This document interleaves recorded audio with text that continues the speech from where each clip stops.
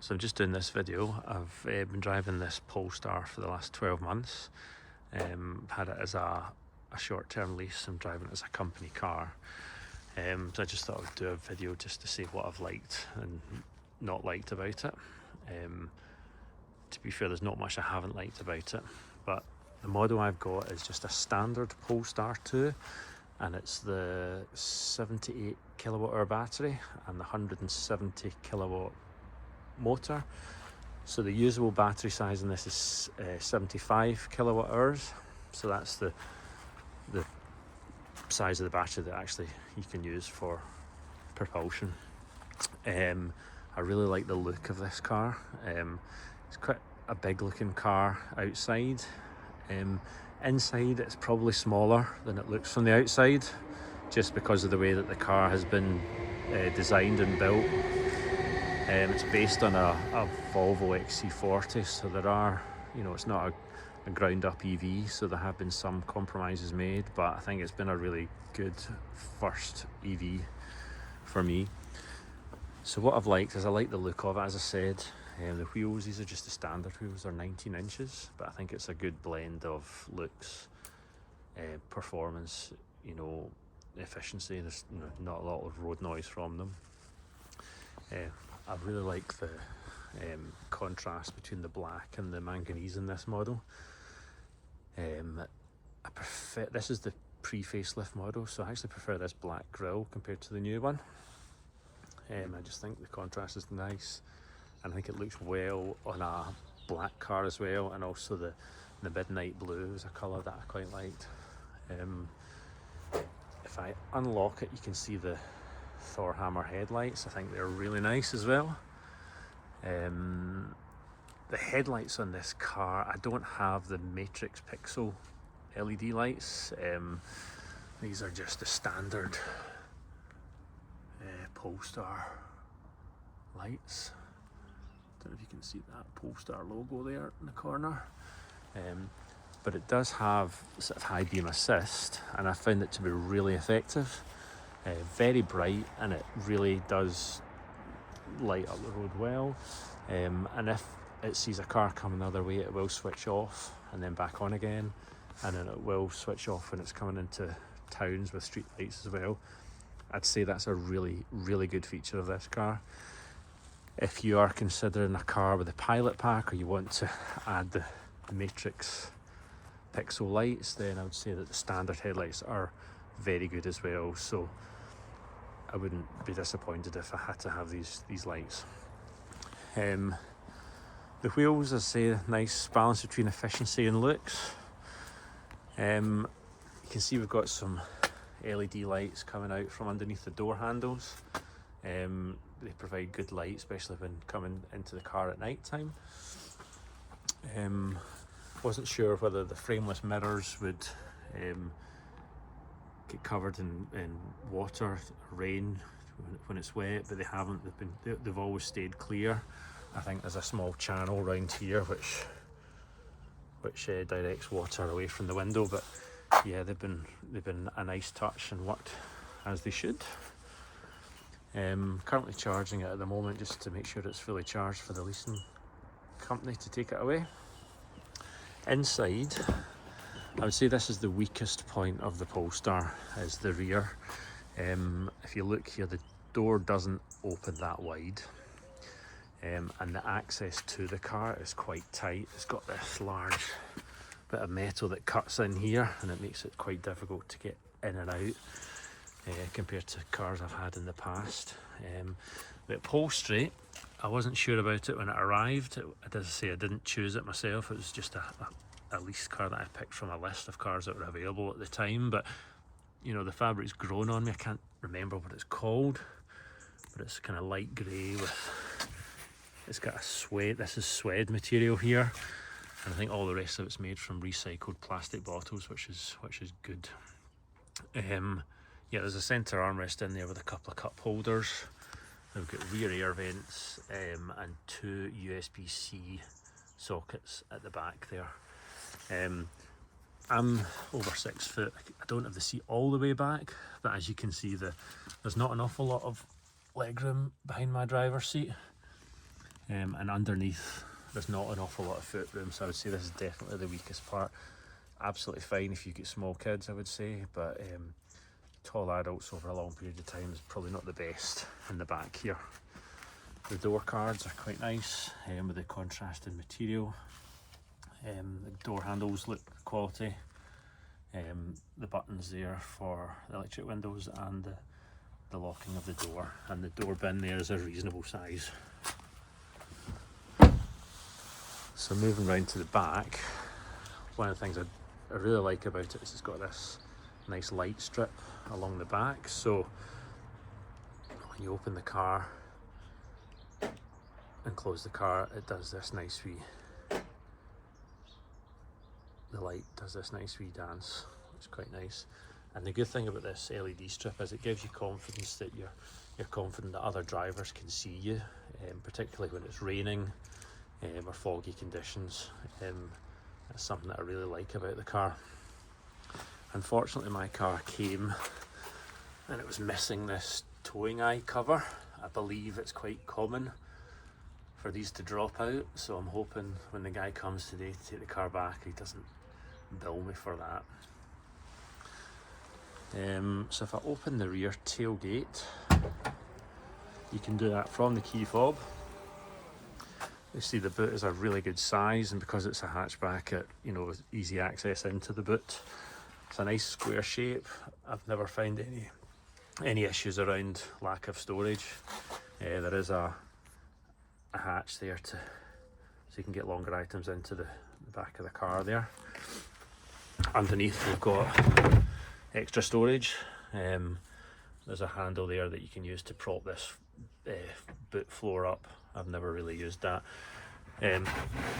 What I would say, the carpet itself, the pile is quite thick, and it does make it quite difficult to hoover out and keep clean. So if I was getting another Polestar or was buying one of my own, I would look at trying to get some kind of boot liner for it just to try and keep this clean, because it is really difficult to hoover that out, because the carpet just seems to grab any bits of grass and grit and dirt and stuff. So definitely recommend a boot liner for it. We've got 2 buttons on the tailgate at the boot here just for locking and closing, so I'll just close it and it goes down. As I say, you can do that also from the key fob, and also a button on the dashboard. So moving inside the car,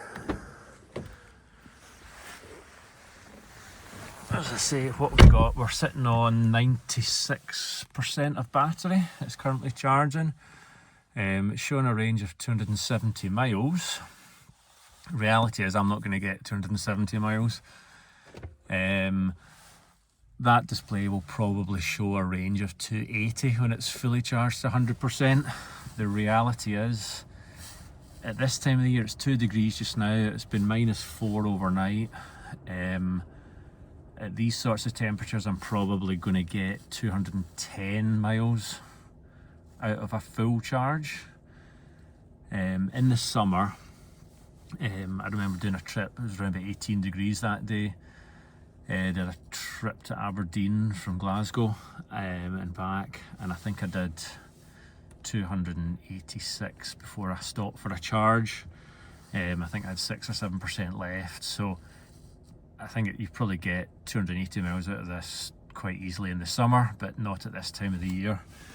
If I go over to the range assistant, it's showing a dynamic range of 240 miles.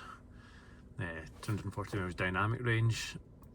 That's based on the conditions you're driving at that moment in time, and it's also got a WLTP figure up at the top there of 340 miles. That is the stuff of dreams. There's no way you're going to get anywhere near that in reality.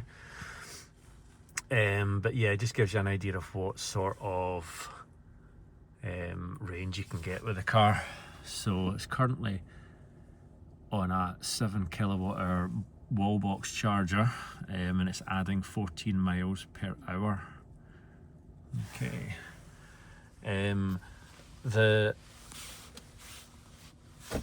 the infotainment system itself, the Google Assistant, has been brilliant. Really, you know, the maps on this is fantastic. Clear, instructions are clear. It really understands your voice. Voice control works really well. It's a natural spoken voice. Really like that. There's not that many apps you can download. Apple CarPlay, Spotify, you can see YouTube, and they can all be downloaded from the app Play Store down there.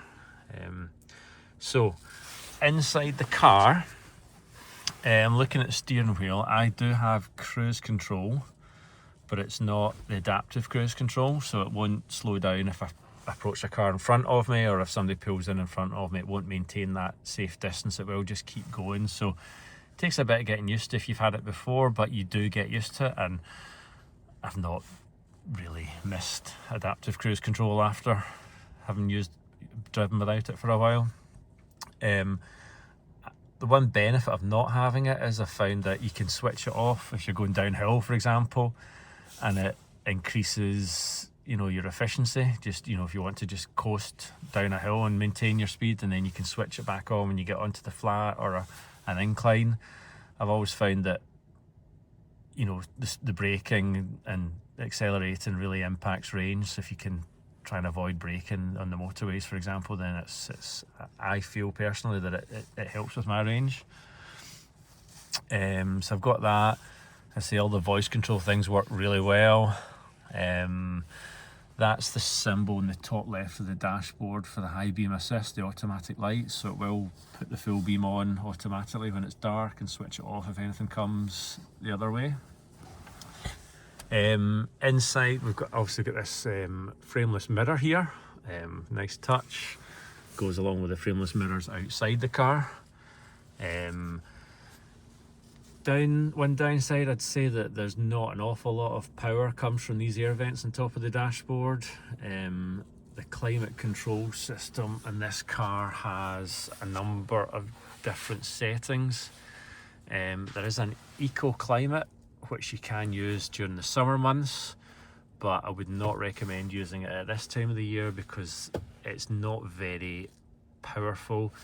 Never gets the car that warm, and the windows tend to steam up. So if you have eco climate off, have it in automatic, have the heater on and the AC on, I've found that 21 is a comfortable temperature in the cabin, and it keeps the windows clear.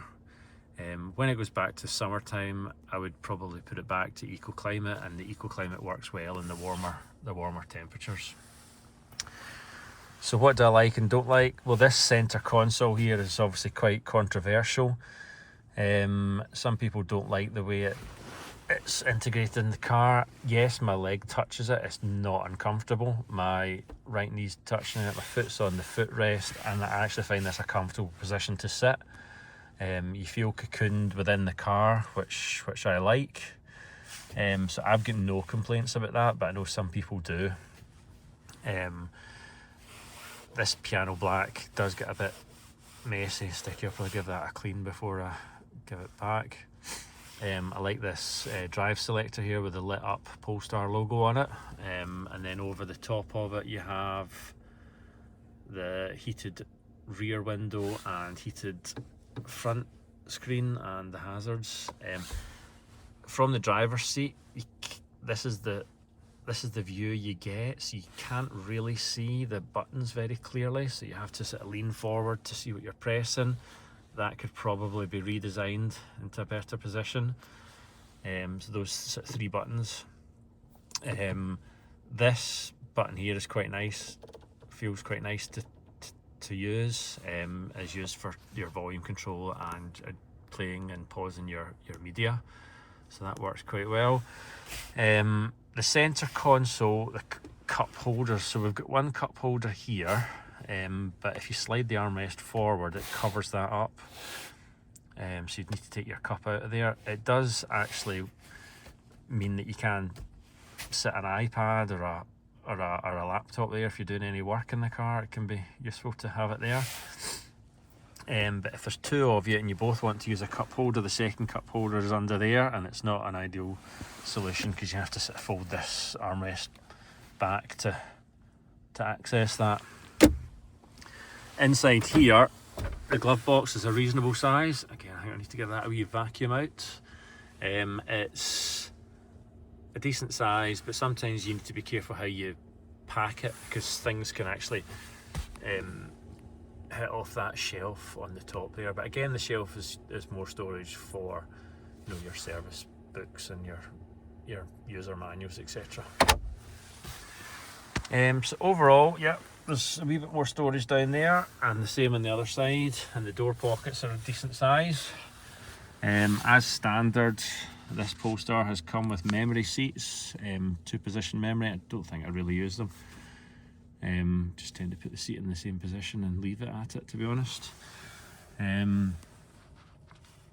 So yeah, I don't think there's much more to say on the interior. I will pop the bonnet and let you see what the front storage looks like. So there's a lever under there in the traditional bonnet release, and then moving around the front,